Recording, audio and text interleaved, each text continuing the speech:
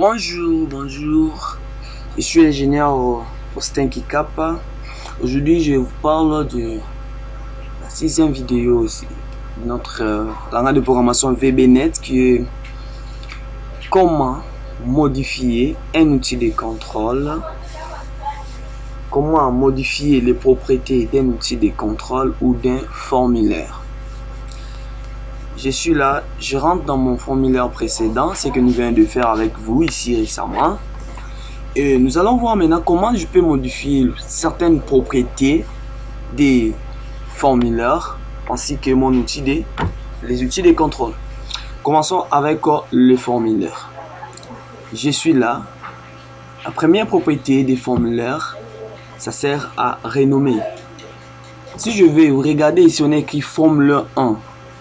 Si je vais donner un nom qui sera visible à l'utilisateur pour ces formulaires, qu'est-ce que je fais? Nous appliquons la propriété texte. Je suis là. Je parle de la propriété texte. Je crois que vous voyez.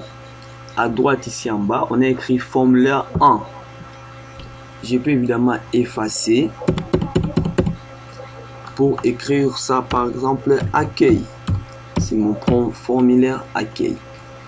Dès que je termine sur accueil à renommer, je vais maintenant appuyer sur Enter. Vous remarquez ici, regardez ici sur le formulaire est renommé. Ça donne ça accueil.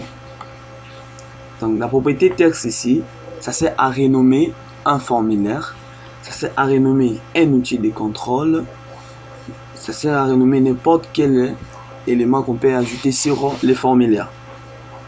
Nous avons encore une deuxième propriété, toujours ça sert à renommer. On appelle ça name. Je vais monter ici. Je vais renommer le même formulaire. Vous avez remarqué ici la name. Visiblement ici le formulaire se nomme accueil. Mais dans name ici, le nom est resté. C'est toujours formulaire 1. Pourquoi c'est resté? Parce que name ici, ça sert à donner un nom qui ne sera pas visible à l'utilisateur. Et ça sera visible seulement dans la partie code. C'est ça. C'est pourquoi, même si j'essaie de renommer ce formulaire ici, FRM accueil par exemple, quand je valide, qu'est-ce que vous allez remarquer? Le nom ici que j'ai donné ne sera pas visible ici à l'utilisateur. Ce n'est pas visible à l'utilisateur. Non, ça sera visible à la partie code. C'est-à-dire quoi?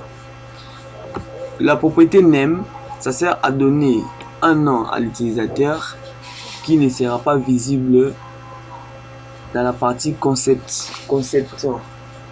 Ça sera visible dans la partie code.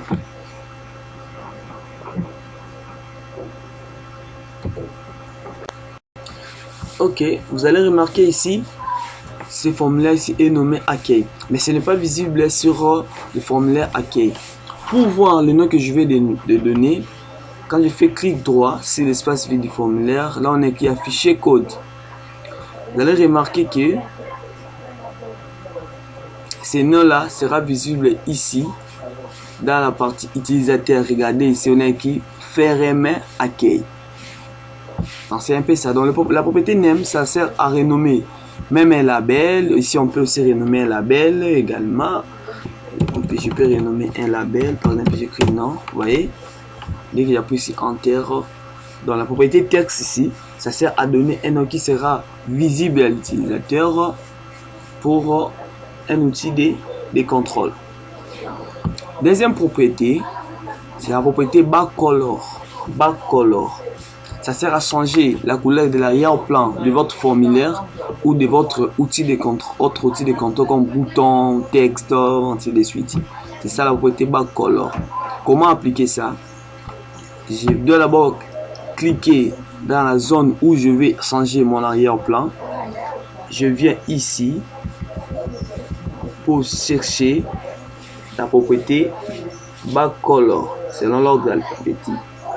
Je viens ici backcolor et là, je clique sur l'icône que je vois ici, entre moi la liste et à choix. Voyez là, ça ce sont des couleurs. Si je vais avoir des couleurs personnalisées, je vais cliquer ici. Prenons par exemple, je prends la couleur jaune. Dès que j'applique ça, remarquez, il y a la couleur jaune qui s'applique sur mon formulaire. Ainsi de suite, je peux aussi changer. Je peux venir ici pour modifier la couleur. Voilà un peu. C'est ça. L'application de la propriété Backcolor. Ça sert juste à changer l'arrière-plan. Une autre propriété, c'est la propriété Font. Font, c'est une propriété qui sert à modifier la police du texte, la police d'un contrôle, la police d'un formulaire. Qu'est-ce qu'on fait? Je vais d'abord sélectionner, mon outil de contrôle. Je vais sélectionner l'outil de contrôle et je viens là, on écrit Font. Je sélectionne la touche ici, vous allez voir, il y aura une boîte de dialogue qui va apparaître. Voilà un peu. J'ai cette boîte de dialogue. Ici, ça me donne la possibilité de changer la police. Je peux changer la police au choix. Par exemple, je prends ça. Je peux mettre ça. Je peux modifier mon style. Je peux mettre gras. Ici, je peux changer la taille d'un outil de contrôle. Prenons par exemple, je mets 22. Dès que je termine, je peux même souligner ici. Ça sert à souligner un texte, un outil de contrôle. Dès que j'ai terminé la modification de police, j'appuie sur OK. Regardez un peu les noms. Les noms est apparu en gras et c'est souligné. Et ainsi de suite. Une autre propriété que je vais vous montrer, c'est la propriété ForColor. ForColor est là, juste en dessous des fontes. ForColor, c'est un peu différent de Backcolor. Mais les deux servent à changer la couleur. Où c'est toute la différence? ForColor sert à modifier la couleur du texte, mais tandis que Backcolor sert à modifier la couleur de l'arrière-plan. Donc si je veux peut-être changer la couleur du texte, sinon par défaut c'est en noir, je vais mettre ça en bleu. Je vais changer la couleur, mettre ça en bleu.